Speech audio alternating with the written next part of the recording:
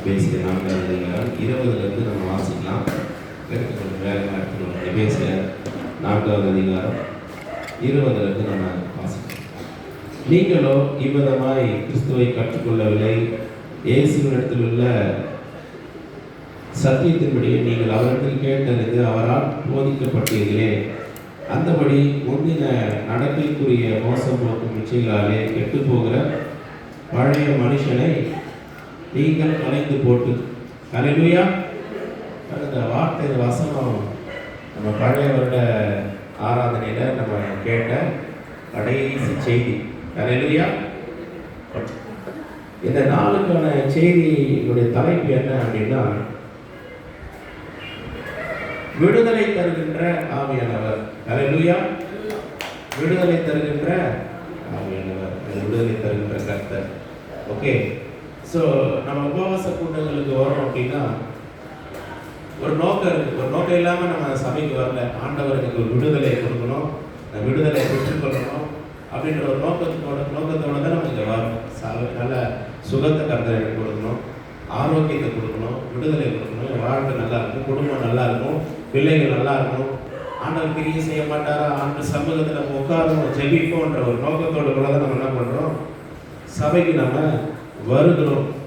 ஆனால் நம்ம சபைக்கு வருகிறோம், அநேக காரியங்களுக்காக நம்ம ஜெபிக்கிறோம், கதறுகிறோம், அழுது புலம்புறோம், எல்லாமே பண்ணுறோம். ஆனால் சில நேரங்களில் சூழ்நிலைகளில் காரியங்கள் மாறாமல் இருப்பதை குறித்து ரொம்ப மனம் சோர்ந்து போயிடும்.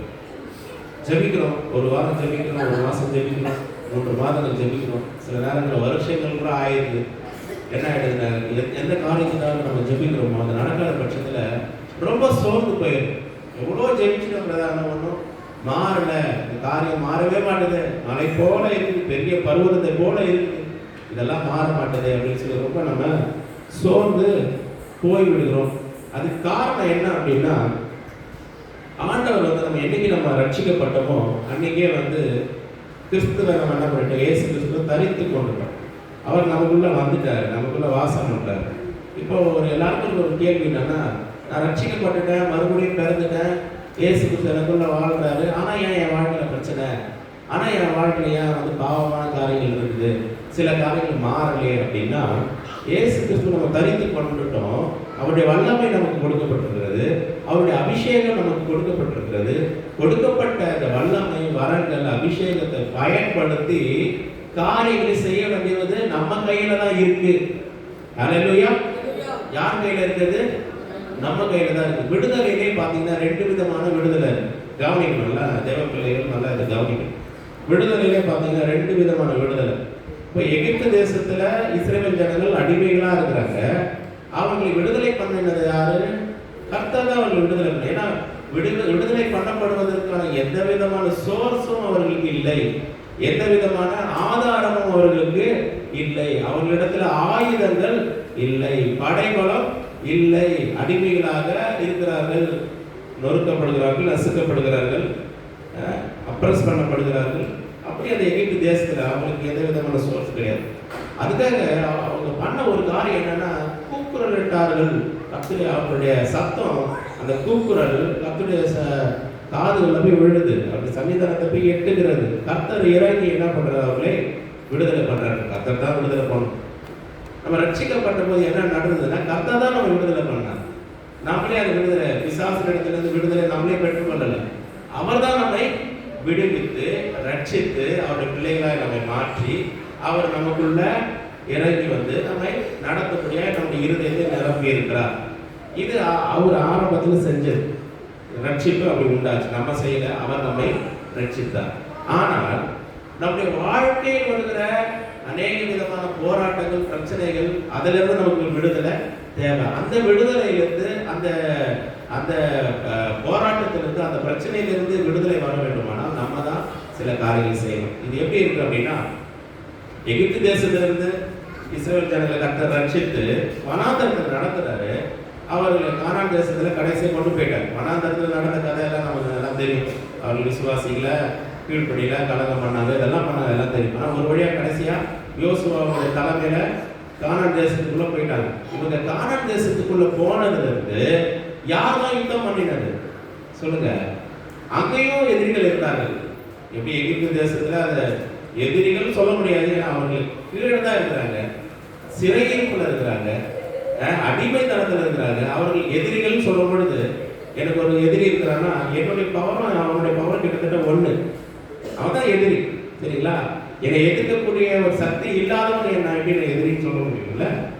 அப்போ அங்க அடிமைகளாக இருந்தார்கள். கர்த்தரே அவர்கள் என்ன பண்ணாரு? விடுதலை பண்ணினார். கானான் தேசத்துக்குள்ள போனதுக்கு அப்புறம் பாருங்க, இப்போ கர்த்தர் வந்து என்ன பண்ணல, அவரா வந்து எல்லாத்தையும் டைரக்டா யுத்தம் பண்ணல.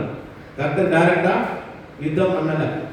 ஆனா எகிப்து தேசத்துல இருந்து வெளியே வரும்பொழுது இங்க பாத்தீங்கன்னா அந்த செங்கடலை கடந்து போகும்போதெல்லாம் டைரக்டா கர்த்தரே யுத்தம் பண்ணுவாங்க. இவங்களாம் ஒன்றும் பண்ண முடியாது. அவங்க பார்வனுடைய அந்த ரதங்கள் சேனைகள்லாம் வராங்க பாருங்க, அந்த சக்கரங்களை கழட்டி விடுறாரு கர்த்தர். எப்படி மட்டும் பாரு, முடிஞ்ச போட்டி பாரு சொல்லி சக்கரங்கள் என்ன ரதங்களுடைய சக்கரங்கள் என்ன பண்றாரு? கழட்டி விடுறாரு. இவங்களாம் ஒன்றுமே பண்ண முடியாது. செங்கடலை பலந்தது அவர், அந்த கடலை மறுபடியும் மூடினது அவர், பார்வனுடைய சேனைகளை செங்கடலை அமிழ்ந்து போகும்படி பண்ணினவர் அவர், அந்த ரதங்களுடைய சக்கரங்கள் எல்லாம் கழண்டு போகும்படி பண்ணினவர் கர்த்தர். எல்லாத்தையும் டைரக்டா இறங்கி பண்றாரு. இதே போல ஒரு ரட்சிப்பை கர்த்தர் வந்து நம்ம பாவத்தில் இருக்கும் பொழுது அவரே நம்ம ரட்சித்தார். நம்மளால ஒன்றும் பண்ண முடியாது. ஆனா இதே இஸ்ரவேல் ஜனங்கள் கானான் தேசத்துக்குள்ள போனதுக்கு அப்புறம் டைரக்டா யுத்தம் பண்ணல, வெறும் வார்த்தையை தான் கொடுக்குறாரு. நீ போவன்ற, நீ போ, நீ யுத்தம் பண்ணு, நான் உன் கூட இருக்கிறேன்றாரு. அல்லேலூயா. அங்கேயும் பலவிதமான ஜாதி மக்கள் இருக்கிறாங்க. எபூசியர், கிர்காசியர், கானானியர், இவங்கெல்லாம் அதில் இருக்கிறாங்க. ஆண்டவருடைய வார்த்தை வருகிறது, இப்போ நீ அந்த தேசத்தை சுதந்திரித்துக் கொள்வாய், இந்த பட்டணத்தை பிடிப்பாய், அவர்களை உன் கைகளில் ஒப்பு கொடுத்துன்ற. ஆனா என்ன பண்ணணும்? யோசுவா எழுப்பி யுத்தம் பண்ண வேண்டும். அல்லேலூயா.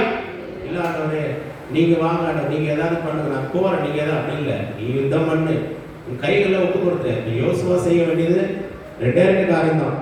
கர்த்தர் சொன்ன வார்த்தையை விசுவாசிக்க வேண்டும். விசுவாசத்தோடு போய் அந்த எதிரிகளை என்ன பண்ணணும்? மேற்கொள்ள வேண்டும். எதிரிகளோட போய் யுத்தம் பண்ணணும். அதுதான் யோசுவா செய்ய வேண்டிய ஒரு வேலை. இப்ப பாருங்க, இப்ப பவர் வந்துருச்சு. யோசுவாக்கு என்ன வந்துருச்சு? பவர். எப்படிப்பட்ட பவர்? வார்த்தை என்கிற அந்த பவர் அவர்கிட்ட இருக்கு. அந்த வார்த்தையோட கூட கடந்து போகலாம். அதே மாதிரி தான் ரட்சிக்கப்பட்ட ஒவ்வொரு தேவர்களையும் இயேசுவினுடைய வார்த்தை நம்ம இடத்துல இருக்கிறது, அந்த வல்லமை நமக்குள்ள இருக்கிறது. இயேசுவினுடைய உயிர்த்தெழுதலுடைய வல்லமை நமக்குள்ள இருக்கு. அதை யூஸ் பண்ண வேண்டியது நம்ம கிட்ட தான் இருக்கு. அல்லேலூயா. இல்லை ஆண்டவரே நான் இல்லைங்க, எல்லாம் அவர் கையில் ஒப்பு கொடுத்துட்டேங்க, எல்லாமே அவர்கிட்ட ஒப்பு கொடுத்து அவராக பார்த்து என்ன பண்ணுறாரோ பண்ணட்டும். அவருக்கு தெரியாதா? அவருக்கு தெரியாது என்னங்க இருக்குது உலகத்தில். அவராக பார்த்து எதாவது நல்லதாக பார்த்து எதையாவது பண்ணட்டும் அப்படின்னு நினைக்கிறது தப்பு. வேதத்தின் அடிப்படையில் அது தவறு. அதாவது ஒரு யுத்தத்துக்கு போகிறதுக்கு வெறும் கையாக நம்ம அனுப்பிவிட்டா நம்ம சொல்லலாம், ஆண்டவரே வெறும் கையாக அவங்ககிட்ட எல்லா ஆயுதமும் இருக்குது, என்கிட்ட வெறும் கையோட தான் போகிறேன், நான் எப்படி நான் ஜெயிக்க முடியும் அப்படின்னு சொன்னால் அது ஒரு ஞானம்.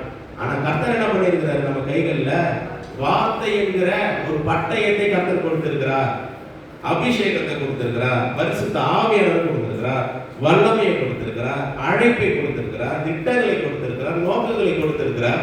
இதோட நீ போ, உன்னை அனுப்புகிறது நான் அல்லவா. அல்லேலூயா. நம்மை அனுப்புகிறவர் நம்மோட கூட வருகிறார். அல்லேலூயா. இயேசு கிறிஸ்து கூட அதே வார்த்தை சொல்றாரு, அனுப்புகிறவர் என்னோட கூட இருக்கிறார், அவர் நான் தனியே இருக்க விடுவதில்லை. கர்த்தர் நம்ம தனியே விடுவதில்லை. நீ போ, யுத்தத்தை நீ தான் பண்ணணும். அல்லேலூயா. எப்படி பண்ணணும் அப்படின்னா, கர்த்தருடைய வார்த்தையின் அடிப்படையில் நம்ம என்ன பண்ணணும்? யுத்தங்களை பண்ணணும். அப்போ வார்த்தை ரொம்ப முக்கியம். ஒரு தேவ பிள்ளைக்கு, கிறிஸ்தவ ஜனங்களுக்கு எது ரொம்ப முக்கியம்?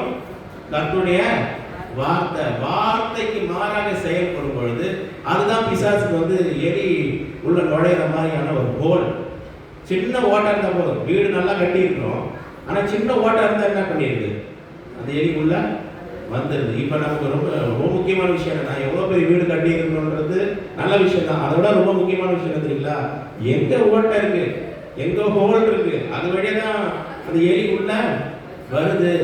அப்போ நம்ம அந்த ஓட்டையை எப்படி கண்டுபிடிக்கிறது? கர்த்தருடைய வார்த்தை மூலமாக தான். சில நேரங்கள் யோசிச்சு பார்ப்போம், கர்த்தருடைய வார்த்தை இப்படி சொல்லுது, ஆனால் அதுக்கு ஆப்போசிட்டாக நான் பண்ணிட்டு இருக்கேன், ஆப்போசிட்டாக சில காரியம் செஞ்சுட்டு இருக்கேன்னா பிசாசுக்கு நல்ல டோரை என்ன பண்ணிட்டோம்? நல்லா ஓப்பன் பண்ணி கொடுத்துட்டோம். உள்ள வந்து எல்லா வேலையும் செஞ்சுட்டு இருப்போம், எல்லா வேலையும் செஞ்சுட்டு இருப்போம். ஆனால் என்ன பண்ணுவான்? ஜபத்துக்கு நான் நிறைய பிரச்சனைப்பா சந்திச்சுட்டு இருக்கிறேன், கடவுளை நடிச்சிருந்தா தடுத்து தெரியா, அந்த கடவுள் ஏதோ அனுமதிச்சிருக்கிறாரு போல.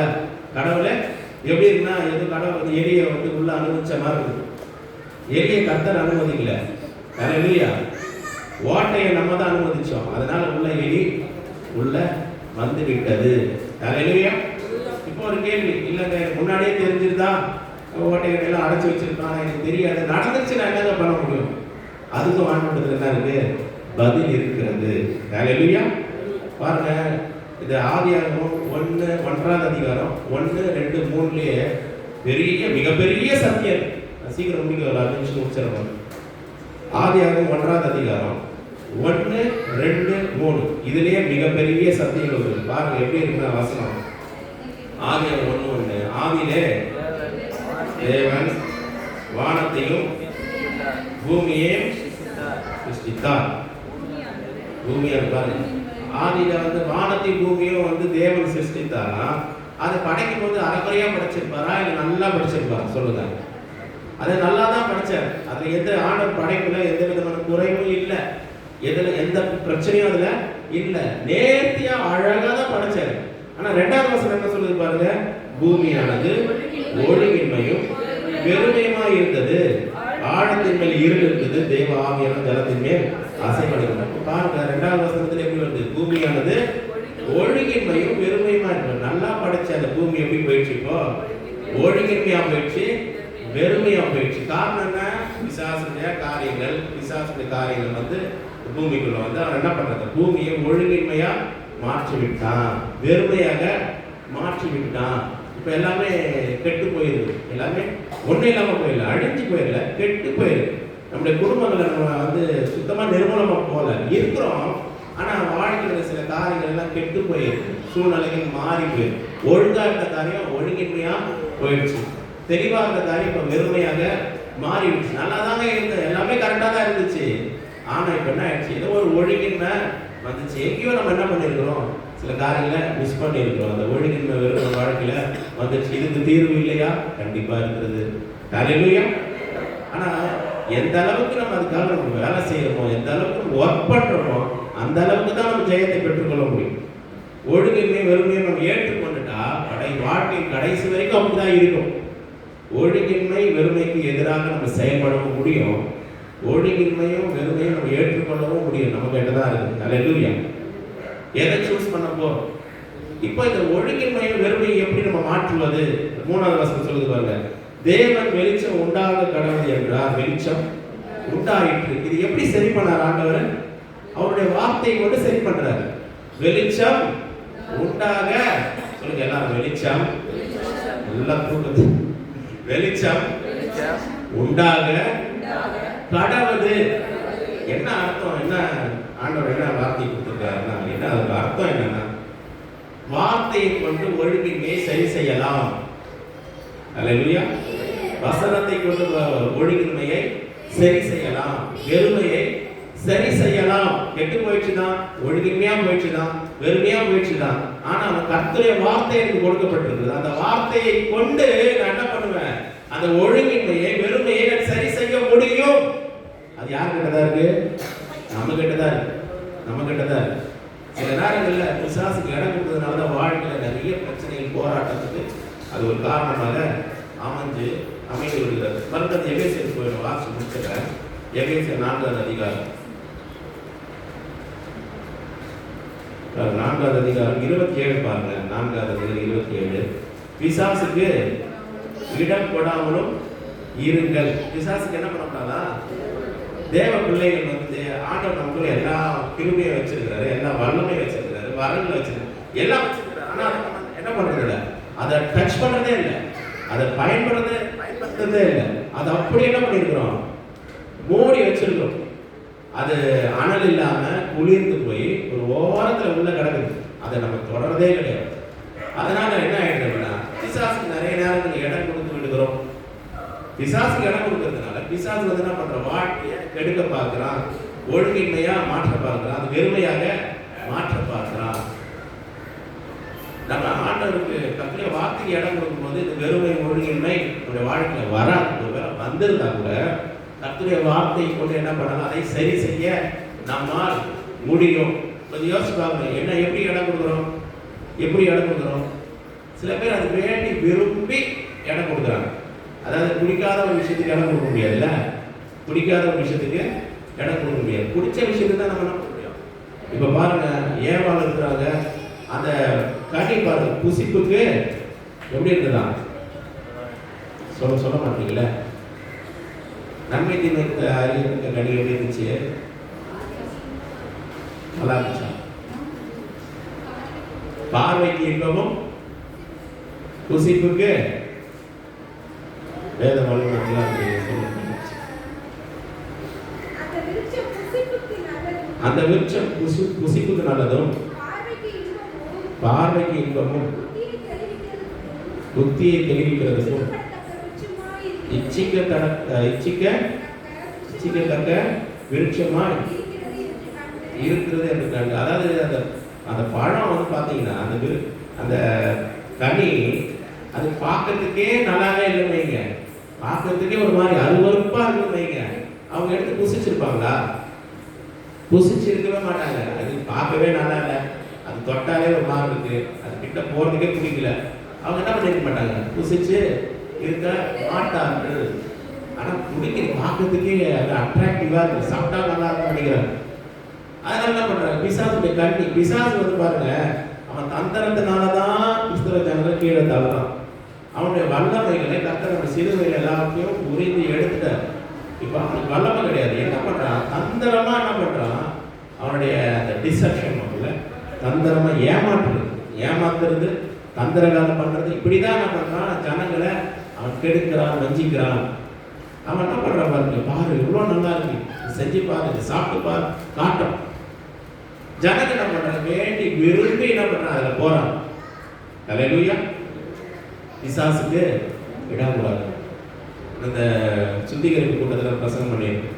இப்போதான் தெரியுது என்ன சொல்லியிருந்தோம், நம்ம சினிமாவை பார்க்காதீங்க அப்படின்னு சொன்னோம். அப்புறம் என்ன சொன்னோம், நாடகங்களை பார்க்க நீங்கள் எவ்வளோனா சொல்லுங்க, எங்களுக்கு பிரச்சனை இல்லையா, நாங்கள் என்ன பண்ணுவோம், நாங்கள் பார்ப்போம். ஏன்னா எங்களுக்கு ரொம்ப பிடிச்சிருக்கு. ஏன்னா எங்களுக்கு பிடிக்கிறது நீங்கள் ஏன் பார்க்க போனான்னு சொல்கிறீங்க, நாங்கள் ரொம்ப லைக் பண்ணுறோம், இது ஒன்று மட்டும் விட்டுருங்க, இது ஒன்று மட்டும் விட்டுருங்க. இந்த ஒரு எல்லா நாடகம் பார்க்க மாட்டேன், ஏன் ஒரே ஒரு நாடகம் 7-8 அது ஒரு நாடகத்தை மட்டும் விட்டுருங்க. ஒரு முறை பாருங்க, ஒரு ஊழியக்காரர் என்ன பண்ணாரு, ஒரு இடத்துக்கு ஜபத்துக்கு போயிருக்காரு. ஜபத்துக்கு போகும்போது ஒரு பிசாசு ஒரு அம்மா மரம் வந்து ஆடு. அப்போ அந்த பிசாசுக்கு பேசுறாரு, எப்படி வந்த அப்படின்னா அந்த பிசாசு சொல்லுது, என்ன சொல்லுதுன்னா, என்னை வந்து ஏவி அனுப்பிச்சாங்க, இந்த சகோதரி மேலே வர்றதுக்கு ஏவி என்ன அனுப்பினாங்க. நான் முதல் முறை வந்தா வீட்டில் வந்து ஏசப்பா கிறிஸ்தவ பாடம் ஒன்று கேட்டுட்டு இருந்துச்சு, அதனால என்னால் உள்ள நுழையவே முடியல, நான் திரும்பி போயிட்டேன். அப்புறம் மறுபடியும் ஏவி அனுப்புறாங்க, நான் என்ன பண்ண முடியும், 2வது முறை வந்தேன். 2வது முறை வந்தால் அந்த அம்மா வந்து தொடப்பத்திற்கு பெருக்கிட்டு இருந்தாங்க. பெருக்கிட்டு ஏதோ ஒரு பாட்டுக்கிட்டு பாடிக்கிட்டு இருந்தாங்கன்னா உள்ளே வர முடியும், பைபிள் படிச்சுட்டு இருந்தால் ஒன்றுக்குள்ளே வர முடியும். 3வது முறை திரும்ப ஏவி அனுப்பிச்சிருக்காங்க. வந்தால் கரெக்டாக ஒரு நாடகத்தை உட்காந்து பார்த்துட்டு இருக்கிறாங்க. ஒரு நாடகத்தை உட்காந்து பார்த்துட்டு வசதியாக போயிடுச்சு, பிசாசுக்குள்ளே வந்துடுச்சு. நாடகத்தை பார்த்துட்டு இருந்தாங்க, நான் வந்துட்டேன். எப்படி இருக்கு பாருங்க, பிசாசு எதன் வழியாக வந்தா, இப்போ நாடகத்தின் வழியாக வந்துட்டான். நாடகத்தின் வழியாக வந்து குடும்பத்தை ஒரு வழியாக ஆக்கிக்கிட்டு இருக்கிறோம். இப்போ நம்ம ஜபத்துக்கு வந்து என்ன பண்ணுறோம், எவ்வளோ சர்ச்சைக்கு போனாங்க, எவ்வளோ ஜோமணி பார்க்குறாங்க, ஜபம் கேட்கப்படவில்லை. என்ன சொல்கிறாங்க, ஜபத்தெல்லாம் கர்த்தர் கேட்குறாரு. ஆனால் என்ன பண்ணலை, நாடகத்தை விடலை. வாழ்க்கையில் முன்னேற்றம் வரலங்க. என்னங்க சர்ச்சைக்கு போகிறேன், எல்லாம் பண்ணுற, வாழ்க்கையில் முன்னேற்றம் வரல. எதை விடலை, படத்தை விடலை, நாடகத்தை விடலை. நமக்கு பிடிக்கிறது, கடவுளுக்கு பிரியமில்லாத காரியங்களை செஞ்சுட்டு இருக்கிறோம், பிசாசுக்கு இடம் கொடுக்குறோம். அதனால என்ன நடக்குது வாழ்க்கையில், அவருடைய கிரிப்பு. உபவாச கூட்டத்தில் என்ன சொல்லி கொடுக்குறோம் அப்படின்னா, பிசாசுக்கு இடம் கொடுக்காதீங்க. நம்ம வாழ்க்கை முதல்ல நல்லா இருக்கும் அப்படின்னா, முதல்ல நான் வர்றதை நம்ம முதல்ல ஸ்டாப் பண்ணணும். அதுக்கப்புறம் வாழ்க்கை கட்டி எழுணும். 2 காரியத்தையும் ஒரே நேரத்தில் செய்ய முடியாது. 2 காரியத்தையும் சில நேரங்கள் அப்படி விட்டு கொடுத்துறாங்க. சில நேரங்கள் என்ன பண்றாங்க, விட்டு கொடுத்துறாங்க, பிசாசுக்கு விட்டு கொடுத்துறாங்க. அதில் என்ன இருக்குது, அதில் ஒன்றும் கிடையாதுங்க, அதில் ஒன்றும் இல்லை அப்படின்னு சொல்லி என்ன பண்றாங்க, சில பாரம்பரியத்துக்கு விட்டு கொடுத்துட்றாங்க, சில கடவுளுக்கு கர்த்தருக்கு பிரியமில்லாத காரியங்களுக்கு என்ன பண்ணிடுறாங்க, விட்டு கொடுத்துறாங்க. அதனால பிரச்சனைகள் போராட்டத்தை தவிச்சுக்கிட்டு இருக்காங்க. தேவ பிள்ளைகள் கர்த்தருக்கு பிரியமில்லாத காரியங்களுக்கு இருதயத்தை திறந்து கொடுக்க கூடாது. ஹல்லேலூயா. அதை முதல்ல ஸ்டாப் பண்ணணும். இதே போல பிசாசு ஏசப்பாக்கிட்டையும் வரான். இவரை போய் எதையாவது எதனா கேப் கிடைக்குதா, ஹோல் இருக்குதா, இவரை போய் பிடிச்சிக்கலான்னு சொல்லி வரான் பிசாசு. அவர் ஏசப்பா தெளிவாக சொல்றார், இதோ உலகத்தின் அதிபதி வருகிறான், அவனுக்கு என்னிடத்தில் ஒன்றும் இல்லைன்றார். ஒண்ணுமே இல்லை, உள்ள வர்றதுக்கு எந்த விதமான சேனல் இல்லை, எந்த விதமான ஹோலும் எதுவுமே கிடையாது. எப்படி வரான்? தேவ பிள்ளைகளுக்குள்ள முன்னாடி சொன்ன மாதிரி நாடகம் படங்களெல்லாம் பார்த்தா சில நேரங்கள் கசப்பு வச்சிருப்பாங்க, வைராக்கியத்தை வச்சிருப்பாங்க. தேவையில்லாத கசப்பு, தேவையில்லாத வைராக்கியம். உயிரே போனவங்க என்ன பண்ண மாட்டாங்க, பேச மாட்டான். பிசாசு பண்ணுவாங்க, என் உயிரே போனவங்க விட்டு போக மாட்டேன். பாருங்க, இது மாதிரி கசப்பு வச்சா உள்ள வந்துடுறான், இந்த கோபத்தை வச்சா உள்ள வந்துடுறான், பொறாம வச்சா உள்ள, இதெல்லாம் உள்ள வர்றதுக்கான வாசல், உள்ள வர்றதுக்கான இதெல்லாத்தையும் நம்ம என்ன பண்ணோம், க்ளோஸ் பண்ணிட்டு தான் கர்த்தருடைய வார்த்தையை கொண்டு நம்ம வாழ்க்கை என்ன பண்ணணும், கட்டி எழுப்ப வேண்டும். ஹல்லேலூயா. வாழ்க்கை மாறுமா மாறாத சொல்லுங்க? கண்டிப்பா மாறும், கண்டிப்பா மாறும். இவரு அவர் ஜெபம் பண்ணாருங்க, ஊழியக்காரர் ஒன்றும் கேட்கலங்க, ஒரு மாத்திரை போட்டு சரியா கேட்காத மாதிரி. எப்படி நான் ஜெபம் பண்ணாரு, அவரை கூட என்ன இல்லை கேட்டேன், ஒன்றும் ஜெபம் பண்ணி பார்த்தேன், அந்த ஊழியக்காரருக்கு என்ன இல்லை, வல்லமை கொஞ்சம் கம்மி பண்ணுறது. ஆனால் இவங்க இது பண்ணுறது நிறுத்தலை, இவங்க படம் பார்க்கறத நிறுத்தலை, நாடகத்தை பார்க்கறத நிறுத்தலை, பொறாமையை விடலை, எரிச்சலை விடலை, கோபத்தை விடலை, இதெல்லாம் விடலை. அவன் டோரை எல்லாம் ஓப்பன் பண்ணிட்டு சர்ச்சைக்கு போனா கூட அவர் கூட ஜெபம் பண்ணிட்டு, அவர்கிட்ட கூட ஜெபம் பண்ணிட்டாங்க, ஒன்றும் நடக்கும் அப்படின்னு சொன்னா எப்படி நடக்கும் சொல்லுங்க? இதில் இவ்வளோ பேர் இருக்கிறீங்க, இல்லை எத்தனை பேர் சொல்லணும்? இதே போல சொல்லுவோம், நாடகம்லாம் பார்க்காதீங்கன்னா எத்தனை பேர் பார்க்க மாட்டேங்க கை தூக்கி. ஆனால் என்ன பண்ணுவாங்க, 2 நாள் அப்படியே போய் கையெல்லாம் என்ன பண்ணுறது என்ன பண்ணுறது. பாருங்க, பார்வன் கூட பாருங்க, இந்த உலகத்தில் இருந்த பார்வன் கூட ஒரு திட்டம் பண்ணும். ஜனங்கள்லாம் போயிட்டு மோசையோட தலைமையில போயிட்டு மோசை பேசுறாரு, என்னன்னா எங்கள் ஜனங்களை நாங்கள் வனாந்தரத்தில் ஆராதிக்கும்படிக்கு என் ஜனங்களை போக விடு அப்படின்னு சொல்லும்போது, நீங்க ரொம்ப ஃப்ரீயா இருக்கிறீங்க போல இருக்கு, ரொம்ப ஃப்ரீயா இருக்கிறீங்க, அதனால தான் நீங்க போய் வனாந்தரத்தில் ஆராதிக்கணும் அதெல்லாம் சொல்லிட்டு இருக்கீங்க, வேலையை கொஞ்சம் டபுள் மடங்கு ஆக்கி விட்டுறலான்னு சொல்லி அவன் ஒரு பிளான் பண்ணுவாங்க. தேவனுடைய என்ன பண்றோம் அப்படின்னா, ரொம்ப ஃப்ரீயா இருக்கும். ரொம்ப சண்டே ஒரு நாள் சர்ச்சைக்கு வந்து, அப்புறம் மீதி நாள் என்ன பண்ணுறோம், சும்மா தானே இருக்கிறோம், திங்கக்கிழமை சனிக்கிழமை வரைக்கும் ஃப்ரீயாக இருக்கிறதுனால என்ன பண்ணுறோம், டிவி முன்னாடி இருக்குது, கையில் ரிமோட் இருக்குது, கையில் நம்ம இருக்குது, என்ன பண்ணுறது, எதையாவது பார்க்கணும். எவ்வளோ நேரம் தான் இப்படியே உட்காந்துருக்குது, எவ்வளோ நேரம் தான் இப்படி. அதனால் என்ன பண்ணணும், ஜெபத்தில் கான்சன்ட்ரேட் பண்ணணும், ஜெபிக்கணும், வேதத்தை வாசிக்கணும், சபைக்கு வரணும், இப்படிப்பட்ட உபவாச கூட்டங்களை கலந்துக்கணும், ஊழியத்துக்கு ஈடுபடுத்தி. இதெல்லாம் நிறைய வேலை இருக்குது, நம்ம நிறைய வேலை செய்யலை, அதான் பிரச்சனை. நிறைய வேலைகளை செய்யாததுனால, ரொம்ப ஃப்ரீயாக இருக்கிறதுனால, நம்ம ஃப்ரீயாக இருந்தாலே சொல்லுவாங்க, ஃப்ரீ மைண்ட் வந்து பிசாசுக்கு வேலை செய்கிற ஒரு ஒர்க் ஷாப் மாதிரி இருக்கும். ஃப்ரீ மைண்டு சும்மா அப்படியே யோசிச்சுட்டு இருக்குது, யாரும் உட்காந்து யோசிச்சுட்டு இருந்தா பிசாசு ரொம்ப ஃப்ரீயாக இருக்கணும் போல. ஆனால் நிறைய எண்ணங்கள் என்ன பண்ண உள்ள விதைச்சு இதெல்லாம் செய்ய வைக்கலாம்னு சொல்லி பிளான் பண்ணிடணும். சும்மா இருக்கக்கூடாது, கர்த்தருடைய வார்த்தையை கேட்கணும், கர்த்தருடைய வார்த்தையை தியானிக்கணும், சபைக்கு வரணும், சத்தியத்தை அறிந்து கொள்ளணும், ஊழியர்களை செய்வதற்கு ஒப்பு. எவ்வளோ வேலை இருக்குல்ல. ஆண்டவர் இந்த உலகத்தில் நான் ஏன் பிறகு சொல்கிறேன், நான் ஏன் தான் இந்த உலகத்தில் பிறந்தேன்னு எனக்கு தெரியலையே அப்படின்னு நிறைய ஜனங்கள் சொல்கிறது கேட்டுக்குமா இல்லையா? உண்மையாக கேட்க வேண்டியவன நம்ம தான். இந்த உலகத்தில் ஏன் தான் பிறந்தான்னு தெரியலன்னு சொல்லுங்க, நான் எதுக்காக பிறந்தேன் அறிந்து கொள்ள விரும்புகிறேன்னு சொல்லணும். ஹல்லேலூயா. ஒரே உலகத்தில் என்ன பிறக்க வச்சிருக்கீங்க, ஏதோ ஒரு நோக்கம் என் வாழ்க்கை நீங்கள் வச்சிருக்கிறீங்க, அந்த வேலையை நீங்கள் சொல்லுங்க, அந்த நோக்கத்தை எனக்கு தெரிவிங்க, அதன்படி நான் நடக்க வாழ விரும்புகிறேன்னு சொல்லி நீங்கள் கண்டுபிடிச்சிட்டீங்க அப்படின்னா டைமே பத்தாது. ஹல்லேலூயா. நேரம் பத்தாது, 24 மணி நேரம் பத்தலையே, இன்னும் கொஞ்சம் டைம் வச்சு இன்னும் கொஞ்சம் சில திட்டங்கள் செய்யலாமே, சில காரியங்கள் ஜெபிக்கலாமே, ஆண்டுடைய ஊழியத்துக்காக சில காரியங்கள் செய்யலாமே, இப்படிப்பட்ட எண்ணங்கள் நமக்கு உண்டாயிடும். கர்த்தருடைய காரியங்களை நம்ம என்ன பண்ணணும், கவனம் செலுத்துகிறோம், பிசாசுக்கு இடம் கொடுக்காதிருக்க வேண்டும். நம்ம எழுந்து ஜெபிக்கலாம். ஸ்தோத்திரம் ஆண்டவரே, நன்றி ராஜா, ஸ்தோத்திரம். எல்லாம் கண்களை எப்படி நம்ம இருதய ஜெபிச்சு முடிக்கலாம். ஒரு வேலை சிலருக்கு இந்த எண்ணங்கள் ஐயோ இந்த காரியத்துக்காக ஜெபம் பண்ணால் நல்லா இருந்திருக்குமே, அதுக்காக ஜெபம் பண்ணலையே அப்படின்ற எண்ணங்கள் இருந்திருக்கலாம். இன்னையோட இந்த ஜெபம் முடிய போகிறதில்ல. வாரம் வாரம் இந்த ஜெபம் 11 மணிக்கு ஷார்ப்பாக தொடங்கும். வாரம் வாரம் நம்ம ஜெபிக்கலாம். ஒருவேளை ஜெப குறிப்புகள் இருந்தால் பாஸ்டர் அம்மாக்கிட்ட கொடுக்க முடியாது கேட்டுக்கொள்கிறேன். அதெல்லாம் சேர்த்து இன்க்ளூட் பண்ணி ஒவ்வொரு வாரமும் நம்ம ஜெபிப்போம். நம்ம இறுதியாக ஜெபிக்க முடியல கண்ணில் போடுவோம். நம்ம கர்நாடகாவில் ஜெபிக்கிறாங்க.